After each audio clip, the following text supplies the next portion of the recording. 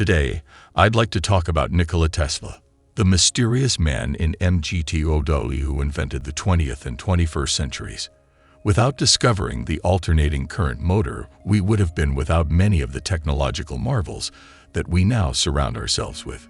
He did not invent Marconi's radio, the first remote control system, the fundamental computer circuits, or any of the other innovations that we use today.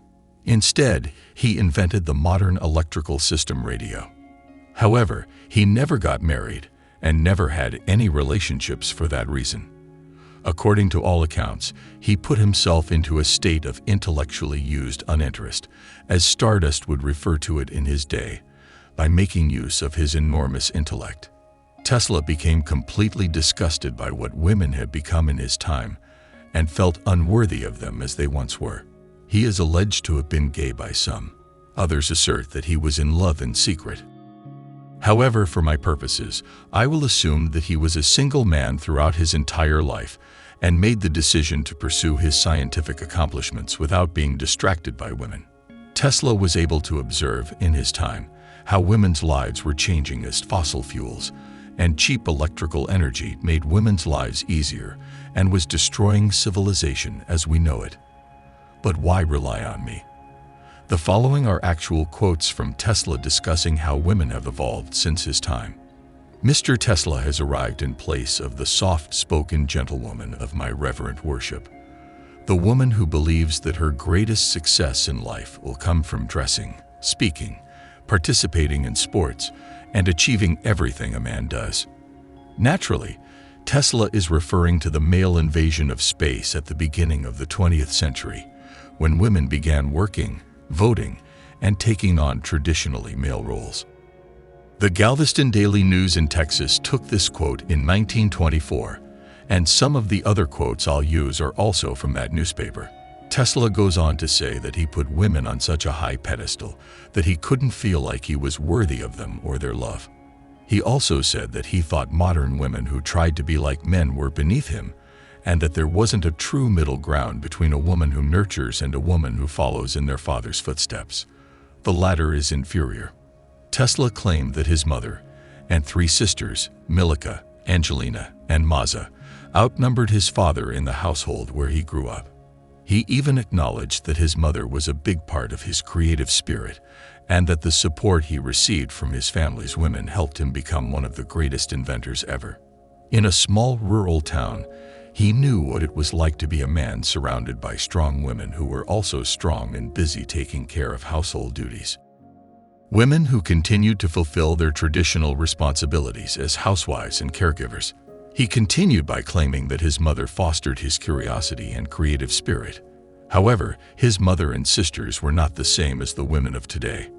I think that if they were left to their own devices, woman's nature has a risk of running wild. Imagine how humble women would be if there were no state-sponsored schools for raising children and no nursing homes for elderly parents. Women would be required to work as hard as men, if not harder. Men would be accountable for society's physical well-being, and their work would be to ensure society's emotional well-being. While both roles are important, they are distinct. Tesla could see that traditionally male roles were replacing women's emotional support roles. Numerous tragedies have occurred around the globe. However, the current economic situation, in which women compete with men and frequently succeed in establishing themselves in industry and the professions, it is, in my opinion, the greatest tragedy of all. A sign of a deteriorating civilization is the growing tendency of women to overshadow the masculine. Some of the best traditions are being broken down by women's determined competition with men in the business world. All of man's great achievements up to this point have been influenced by his love and devotion to women, which have proven to be the moving factors in the world's slow but significant progress. For these reasons, man has aspired to greatness to win her respect and admiration. He has repeatedly fought for her and risked his life and everything for her. Men in human society may be pointless, I'll be honest, and say that I'm not sure if women are starting to feel this way. There is compelling evidence to support this. Our civilization will descend into a state similar to that of bees, ants, and other insects as we enter the cruelest era in human history, a state in which males are brutally killed off in this matriarchal empire, which will be run by women because women rule and men are at their mercy. Only as a factor in the overall scheme of life continuity is the male considered significant.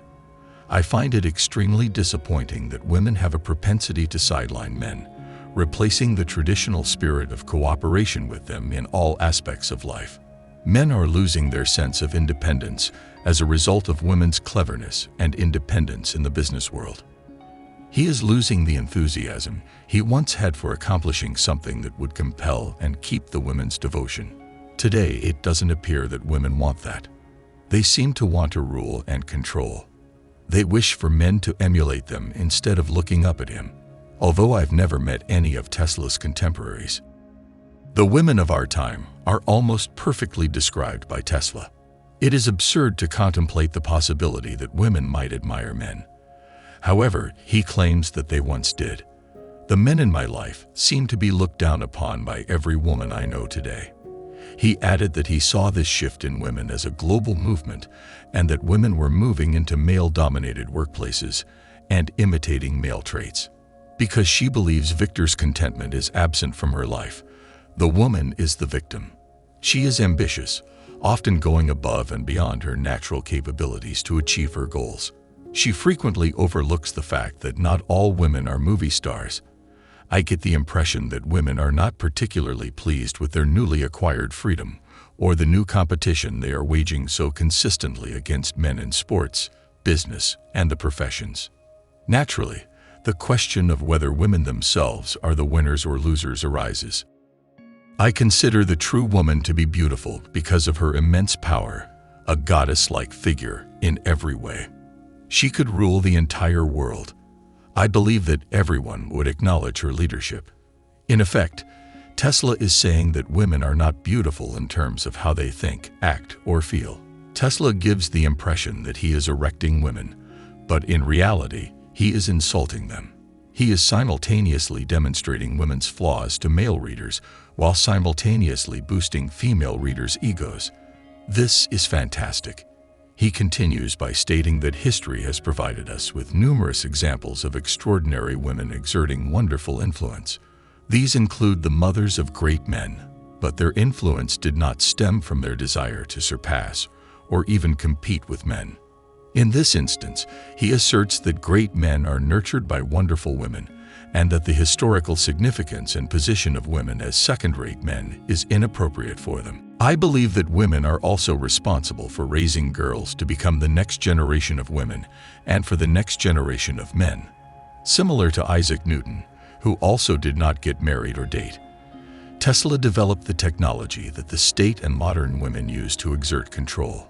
Women can now socially engineer society thanks to Tesla's invention. Physical engineering is done by men, while social work is done by women.